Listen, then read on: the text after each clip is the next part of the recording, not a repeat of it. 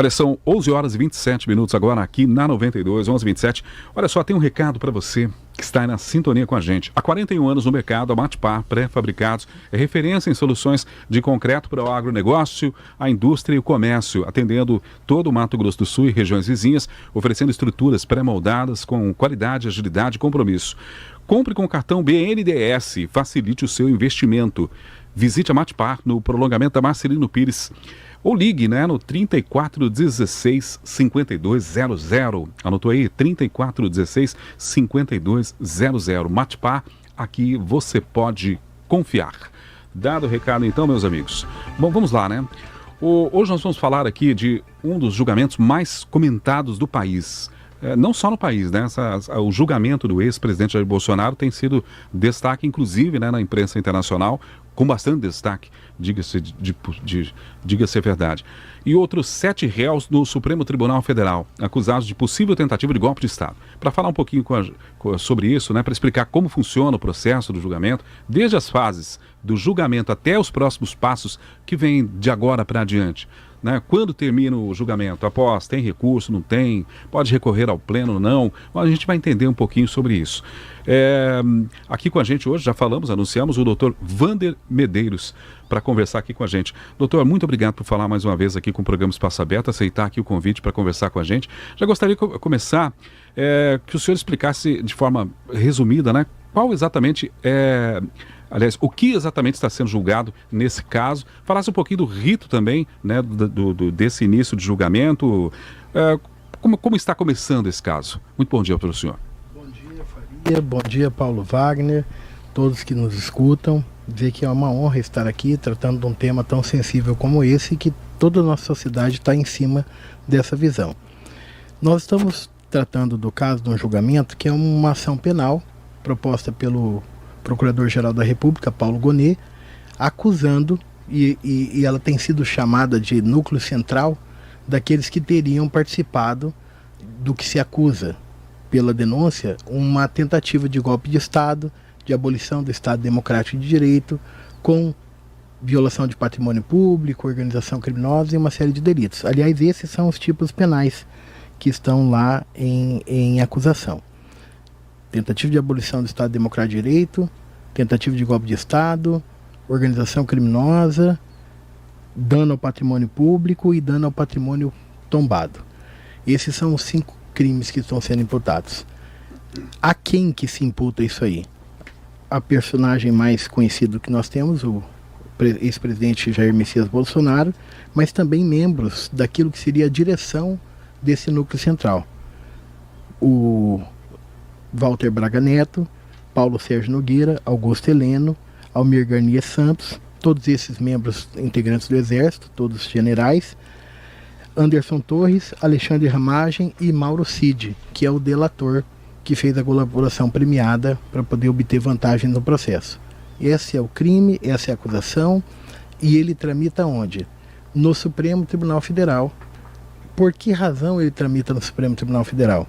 Porque foi um crime cometido contra o Estado Democrático de Direito, ao que se acusa na denúncia, e nas instalações do Supremo Tribunal Federal.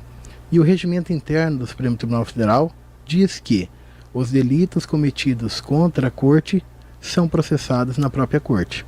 É isso que atrai o julgamento lá para o Supremo Tribunal Federal, que muita gente não entende. É porque muita gente questiona o fato de que deveria ele, não sendo mais tendo foro privilegiado, ir para a primeira instância. Então, isso aí é o que se justifica. Esse é o ponto que o senhor está colocando. Veja que interessante, Faria, que as pessoas confundem e tem razão de confundir, porque é uma coisa muito técnica e uma filigrana muito grande. Uma pequena linha, O crime não está lá porque o presidente, o ex-presidente tinha foro privilegiado, continuou tendo, embora o Supremo mudou o entendimento nesse sentido. Não é em razão do foro dos sujeitos envolvidos. O delito está processando lá porque foi um delito que se acusa praticado nessas condições e dentro também do Supremo Tribunal Federal. Da sede física, né? Exatamente. E aí, o regimento interno do Supremo, já de muitos anos, não de agora, não houve nenhuma mudança nesse sentido. Desde sempre existiu essa previsão lá no regimento interno do Supremo, de que os delitos praticados contra a Corte, na Corte, se processam na própria Corte. ela é a competente para dirimir isso aí. Outro ponto de dúvida e interrogação, e obviamente a gente vai entrar daqui a pouco nessas fases e dessas etapas, porque a gente teve 2 dias, hoje a gente está tendo esse intervalo, por que isso acontece dessa forma? Eu queria voltar um pouquinho até em relação a isso tudo, ou seja, ficou definido, o STF vai fazer o julgamento, e aí outro ponto sempre de interrogação aí, dos acusados, da oposição que se faz, a forma como está sendo conduzido esse processo, é de por que está sendo julgado pela primeira turma e não pelo plenário, pelos 11 ministros da corte. A gente até já falou aqui, a gente buscou algumas informações, não é ilegal, ou seja, não tem nada que diga que não possa, mas há quem defenda que deveria, pela importância que o caso tem, ser levado isso ao plenário, ser julgado pelos 11 ministros, não apenas pelos 5 que ali estão estabelecidos. O que dá para falar em relação a isso? É realmente ali, no caso, o relator, o ministro Alexandre de Moraes, que define se isso é para a turma, se isso é para o plenário, ou quais são os casos que devem ser julgados pela primeira turma, ou pelas turmas, ou aqueles que deveria automaticamente ir para o plenário? Boa pergunta. Bom, primeiro ponto, vamos separar as coisas. Por que se julga no STF? Nós já respondemos. É porque foi um crime, acusa-se, cometido dentro da própria corte, todo mundo viu o quebra-quebra que teve lá. Então, por isso se julga lá. Uma vez que se julga lá, por que se julga na turma criminal e não no plenário do Supremo Tribunal Federal? Também tem regras estabelecidas para isso. O Supremo Tribunal Federal, durante muito tempo, processava todos os crimes no colegiado total, no plenário. Os 11 ministros votavam em qualquer processo criminal que tramitasse naquela corte, em primeira instância, primeira e única instância. Aí houve uma mudança do regimento interno para que se criassem 2 turmas para permitir um julgamento mais rápido dos processos. E essas 2 turmas foram criadas. Durante um breve período de tempo, refluiu desse entendimento, voltou para o plenário e aí acumulou muito o julgamento dos processos criminais.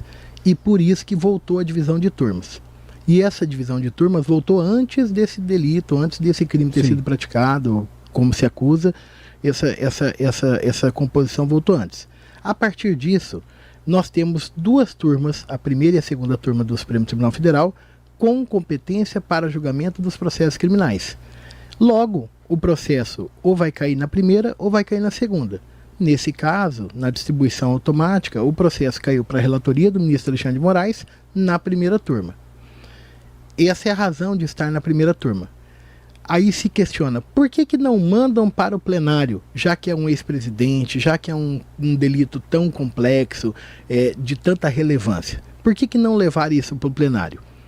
Há essa possibilidade, sim, prevista no regimento interno, de que quando o relator do processo ou os integrantes da turma, divergindo do entendimento do relator, entenderem que a temática da ação é de tamanha complexidade que justifique que, ao invés de se posicionar enquanto turma, porque a turma tem 5 membros, o plenário tem 11, que a temática é tão complexa que justifique, ele pode afetar aquela decisão para uma decisão plenária e levar para que todos os ministros se posicionem sobre isso. E se dá através de um pedido de destaque por quem vai participar, inclusive, do julgamento? Na verdade, isso pode ser feito de ofício por quem vai fazer o julgamento. O próprio ministro pode falar, não, isso aqui é um tema muito complexo, eu vou levar para o plenário e decidir. Isso pode ser feito a pedido provocado pelo Procurador da República, pelos advogados das partes. Então, isso pode acontecer.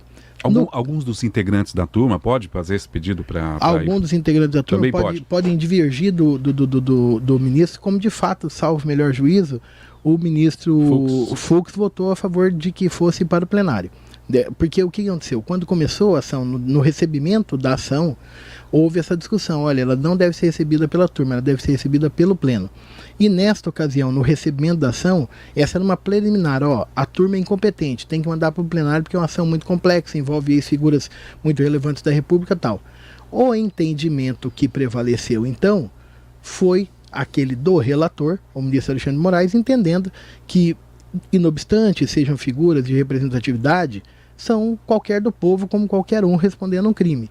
E não se justificaria, por estar acusando criminalmente um ex-presidente, que por isso ele gozasse do que seria, vamos dizer assim, um privilégio da sua condição de ex-presidente, para isso motivar que ele fosse levado ao julgamento plenário. Esse teve uma discussão e, salvo engano, o ministro Fux foi vencido, e prevaleceu o entendimento de que deveria ser processado ali na primeira turma, com essa ressalva do voto do ministro Fux. Então a razão é essa. O que se cumpre como regra é que é na primeira turma. A exceção, conforme a matéria do processo, é levar para o plenário. Sim. Nesse caso, os advogados provocaram isso, todos os advogados de defesa colocaram essa preliminar, que deveria ser levado para o plenário, porém, o entendimento que prevaleceu na turma, que é quem decide se manda para o plenário ou não, foi de que deveria permanecer na turma. Ele sendo condenado, né, os réus ali sendo condenados nessa primeira turma, existe alguma possibilidade de se recorrer posteriormente ao plenário? Se tiver algum tipo de divergência entre eles ali, existe a possibilidade de recorrer ao plenário? Isso é um tema bem técnico e bastante específico, que é o seguinte: o Supremo Tribunal Federal é um órgão de jurisdição única, não tem ninguém acima do Supremo Tribunal Federal. Na organização interna do Supremo Tribunal Federal, você poderia pensar, mas então a primeira turma você pode recorrer para o plenário. Não há previsão legal no regimento interno de recursos da decisão da turma para você levar para o plenário. Há uma discussão em respeito aos chamados embargos infringentes, que hoje já foi retirado do regimento interno do Supremo Tribunal Federal, mas nós temos o precedente do julgamento do mensalão. No julgamento do mensalão, prevaleceu o entendimento de que seria cabível os embargos infringentes. Agora, olha que interessante. Aquele era um julgamento que se processava no colegiado e não na turma. E o que eram embargos infringentes? A revisão do julgamento quando tivesse um certo número de votos divergentes favoráveis ao réu. E aí demandaria uma segunda revisão daquele julgamento. Nesse caso aqui, para que você pudesse aplicar por analogia aquele mesmo entendimento, o que seria preciso? Nós temos uma turma de 5 membros, ao menos 2 votos favoráveis ao réu, divergindo de uma eventual condenação. E aí vai se abrir essa discussão. Vai aplicar o precedente do mensalão? Não vai aplicar o precedente do mensalão, mas o pressuposto para se abrir essa discussão é ao ter ao menos 2 votos divergentes ali dentro da turma. Entendo, essa discussão será aberta. Nada obstante, se não tiver os votos divergentes, se tiver, por exemplo, uma condenação por unanimidade ou com a ressalva de um voto, numa situação como essa, ao menos em tese, não tem recurso nenhum, exceto embargos de declaração.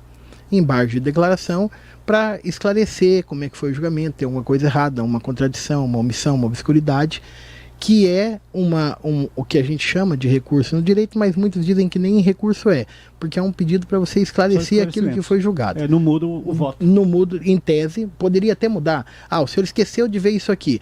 Eu esqueci, eu vou olhar para isso e aí eu vou mudar tudo que eu decidi. Em tese, pode ter os chamados efeitos infringentes no embargo de declaração, mas isso é a exceção. Isso não é a regra. E esse seria o recurso que então seria cabível da condenação. Muito bem, doutor. Falando agora efetivamente do julgamento em si, nós tivemos 2 dias já de que estiveram lá os acusados. O Ministério Público primeiro começou com o relator fazendo a leitura do seu relatório e consequentemente encaminhando o julgamento. Depois o Ministério Público, através do Paulo Gonet, representante do Ministério Público como órgão acusador, fez a acusação. E aí vem as defesas dos acusados fazendo, então, portanto, as suas argumentações. E aí nós tivemos ontem, então, portanto, a finalização dessa etapa. Quais são os próximos passos? Porque a gente tem esse intervalo, porque há quem diga que está acostumado, mas se o julgamento começou, tem de ir até o final. Não é bem assim, né? Ou seja, nós temos uns intervalos aí, ele deve prosseguir pelo menos até o dia 12, se eu não estiver enganado, para que possa efetivamente os votos serem relatados aí pelos ministros, né? Exatamente. O julgamento, como ele é colegiado, e até para garantir o contraditório, a ampla defesa dos acusados, ele tem as suas fases. A primeira fase são esses debates orais. Cada acusado teve 1 hora para falar no plenário do STF. É bastante tempo que a gente vê no processo como um todo, de um modo geral, nos processos criminais. E agora, encerrada a fase dos debates orais, os ministros começam a relatar e julgar os seus votos a partir da semana que vem. A previsão é de que termine até o dia 12. Foram marcados 3 ou 4 sessões para a semana que vem, que se estima que é o tempo necessário para o relator ler o voto dele e cada um dos ministros dar o seu voto. Então, a próxima fase agora já não há mais fala da defesa, não há mais fala da acusação. Agora falam os ministros dizendo o que eles entendem de tudo que eles foi apresentado, qual decisão que eles dão. O primeiro a votar é o ministro Alexandre de Moraes, que é o relator. Ele dá o voto dele, eu entendo que é isso, absolve ou condena, é isso aqui que eu entendo que é o julgamento. Na sequência, vem por ordem de antiguidade na turma, começa pelo Flávio Dino, depois vem o Fux, aí a Carmen Lúcia e por último sempre o presidente da turma, que no caso é o ministro Cristiano Zanin. Perfeito. Vamos fazer um intervalo rapidinho e voltamos para continuar esse papo. É um instante só, voltamos já. Programa Espaço Aberto. Sua manhã com mais informações. Olha, estamos de volta, programa Espaço Aberto aqui na 92 e hoje estamos conversando com o Dr. Wander Medeiros, advogado, batendo um papo aqui com a gente, falando desse momento que o Brasil está passando, do julgamento histórico aí do ex-presidente Jair Bolsonaro e todo o seu entorno. Ô, doutor, eu vou entrar num tema aqui que é bastante cobrado especialmente para quem defende o Jair Bolsonaro, aqueles que acham que há irregularidades no andamento desse julgamento, que é a questão do ministro Alexandre de Moraes, que muitas das vezes as pessoas cobram que ele é retratado como uma das vítimas dentro desse processo, né, de golpe. Então que ele estaria ali fazendo a vez do juiz e da vítima ao mesmo tempo, né? O STF se defende dessa tese dizendo que o ataque é contra a instituição, tanto é que no plano que havia lá de matar o ministro Alexandre de Moraes, isso não está nem sendo colocado no processo. Essa é a defesa do STF, de que não seria contra a figura, a pessoa do juiz Alexandre de Moraes, mas que seria contra a instituição. Essa é a defesa. Como é que o senhor analisa isso? Ele deveria se declarar como impedido? Ele é vítima nessa questão? Ele deveria se abster de ser o relator ou de votar por esse motivo, por ele estar citado dentro do plano, inclusive plano de matá-lo no processo de golpe de Estado? Essa pergunta ela é muito feliz e muito inteligente e muito importante que a gente enfrente e trate sobre ela. Por quê? Vamos lá, vamos começar por uma premissa fundamental, um princípio fundamental, que é um princípio de direito que tem que valer para qualquer acusação. O juiz precisa ser imparcial. Você não pode, em nenhum lugar, seja de direita, seja de esquerda, seja de centro, seja de baixo, você não pode ser julgado por um juiz que não seja imparcial. E dentro da medida da parcialidade do juiz está de que ele não pode julgar um próprio caso. Ou seja, um juiz não pode julgar algo que é contra ele mesmo. Porque aí que imparcialidade ele teria? Se eu estou julgando algo que me interessa, então automaticamente eu estou impedido de julgar porque eu sou uma pessoa suspeita para aquilo. Porque veja, mesmo que eu seja o ser humano mais objetivo, probo, decente, não tenho nada de errado do mundo, da face da terra, jamais nascido daquela forma, o meu inconsciente me trai. Porque conscientemente eu posso pensar uma coisa, mas o que me leva a pensar aquela coisa vem do inconsciente. E o meu inconsciente me trai. Por isso que a imparcialidade é um pressuposto tão importante dentro do direito, que é esse princípio do juiz natural. Dito isso, no caso específico do ex-presidente Jair Bolsonaro e em relação ao ministro Alexandre de Moraes. Primeira coisa, a competência do ministro Alexandre de Moraes foi definida pelas regras estabelecidas. Ele foi nomeado relator, o caso caiu para ele e ele passou a processar. Como se davam o ministro e o ex-presidente antes dele ser o relator dos processos? Eles tinham alguma animosidade entre si? Bastante, né? Antes do julgamento dos processos? Antes do início do julgamento dos processos? Tinham, não tinham? Não é do meu conhecimento. Não teve naquele episódio do 7 de setembro que ele xingou o Alexandre de Moraes? Mas ali já tramitava o inquérito policial, que o pessoal chamava o inquérito do fim do mundo, que foi aquele inquérito instaurado por causa da violação que tinha tido dentro da corte.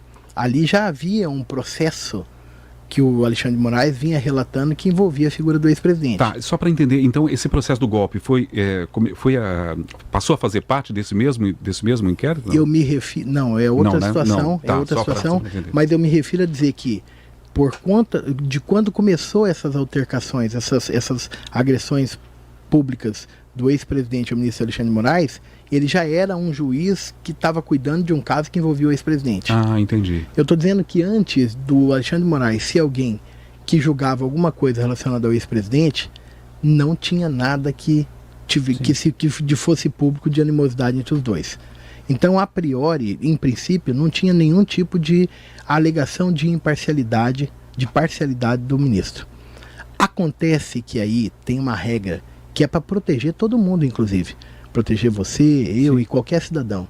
Que é o seguinte: um bandido, e eu não estou falando que o ex-presidente Bolsonaro era, estou fazendo uma alegação de possibilidades para poder entender o contexto. Um bandido que começa um processo contra ele, se ele tivesse a possibilidade, juiz, você é um tal, juiz, eu vou bater em você, vou matar sua família, vou não sei o quê. Se ele tivesse a possibilidade de fazer isso e trocar o juiz, sabe o que aconteceria? Ele nunca seria julgado no mundo. Sabe por quê? Porque ele ia falar para você, aí você ia então eu vou sair. Porque eu fui acusado, fui atacado, eu vou sair. Ia vir outro, o que ele ia fazer? Você é um bandido, vou pegar sua família. E ele nunca seria julgado. É uma questão de ordem prática.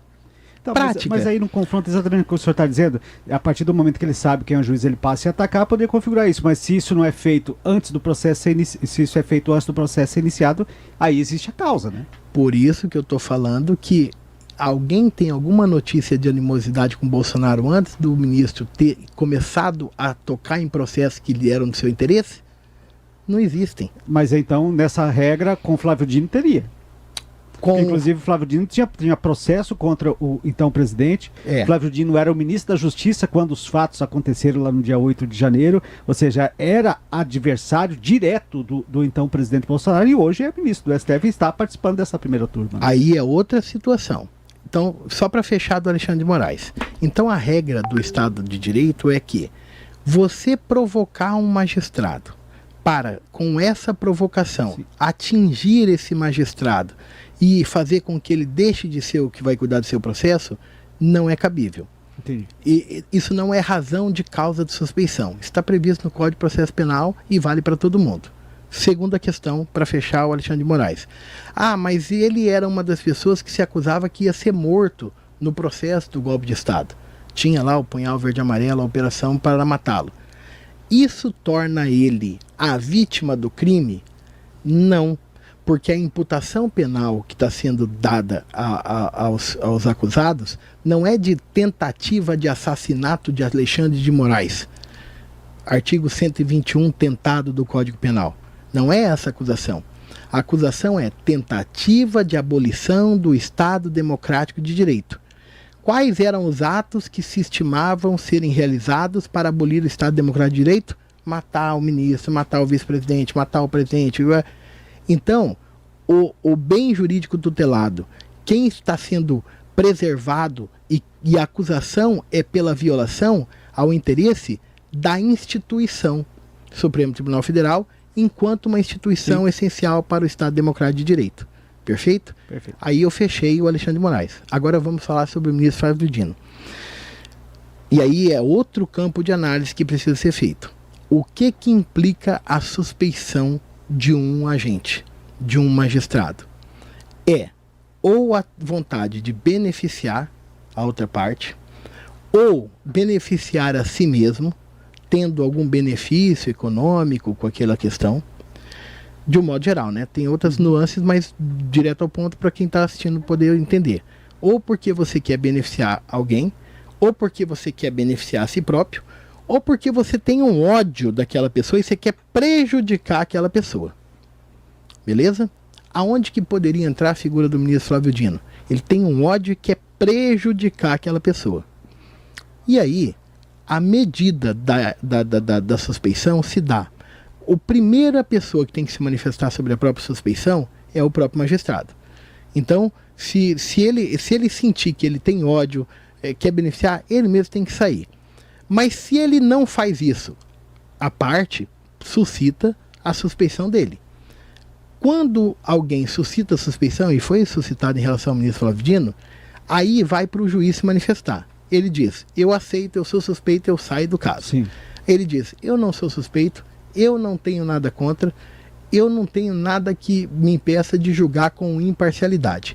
A partir disso é feita uma instrução para que aquele que alegou a suspeição prove as razões que levam a entender que aquela pessoa é suspeita.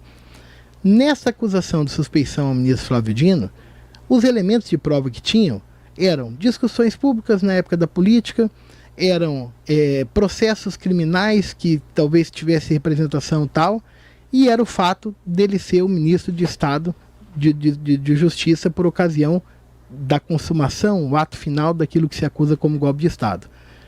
O que se entendeu, e aí não houve nem voto divergente, foi por unanimidade, o que se entendeu é que esses fatos por si só, em confrontação ao ministro que se diz que isso para ele não significa nada, esses fatos não implicam em suspeição.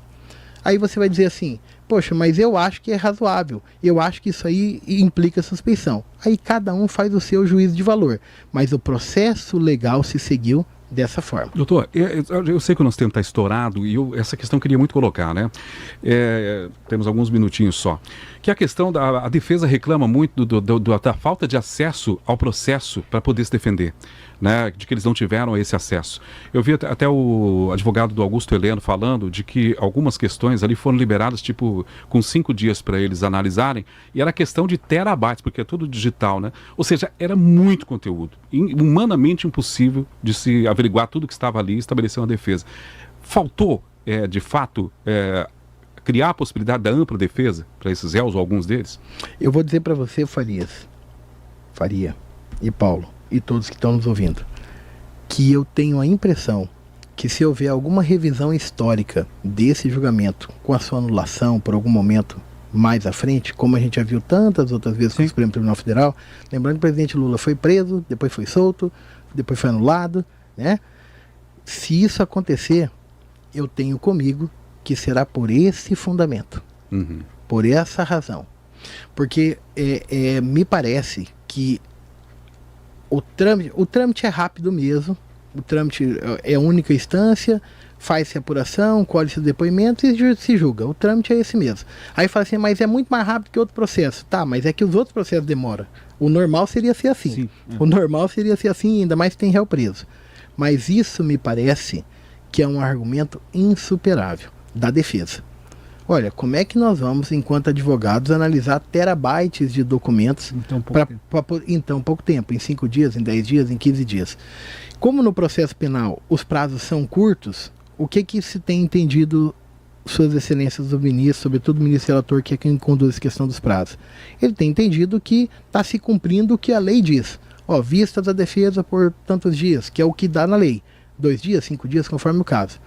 Me parece que a especificidade desse processo e a sua complexidade demandariam uma análise mais proporcional.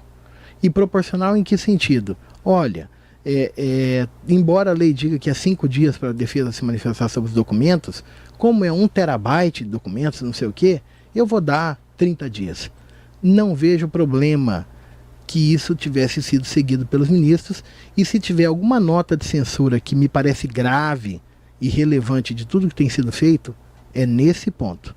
Esse ponto aí, a meu juízo, olhando de fora, não conhecendo os autos, mas a meu juízo, esse é um ponto que demanda, que pode ensejar lá na frente uma nulidade de todo esse processo. Só para fechar, e a quem pergunte, acabou lá dia 12, até o dia 12 de setembro o julgamento e vem o veredito que tudo indica, pela forma como está aí, a condenação dos réus, entre eles Jair Bolsonaro. Passam a cumprir pena imediatamente ou ainda tem prazos aí que, inclusive, a própria defesa pode pedir? O senhor falou agora há pouco da questão dos embargos declaratórios, questões, como é que funciona isso? A questão é a seguinte, como não há, em tese, né, questão infringente, eu já expliquei, como não há recursos maiores, os embargos de declaração, eles são o prazo é exíguo e é para esclarecer.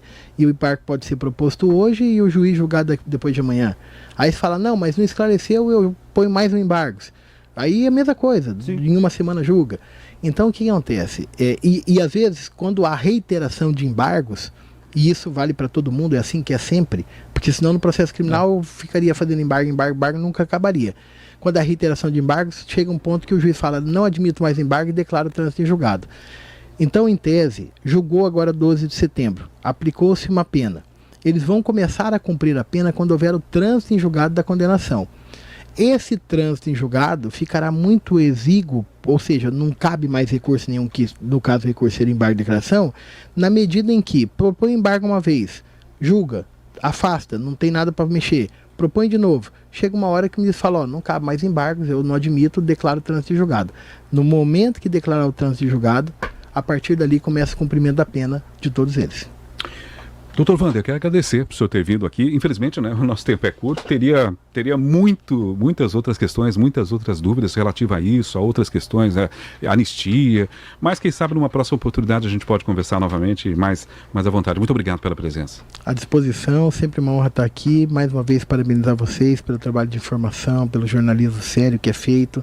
Uma honra aqui para a nossa cidade contar com jornalistas desse gabarito e ter a Rádio Grande FM para informar a nossa população. Muito obrigado. Satisfação nossa.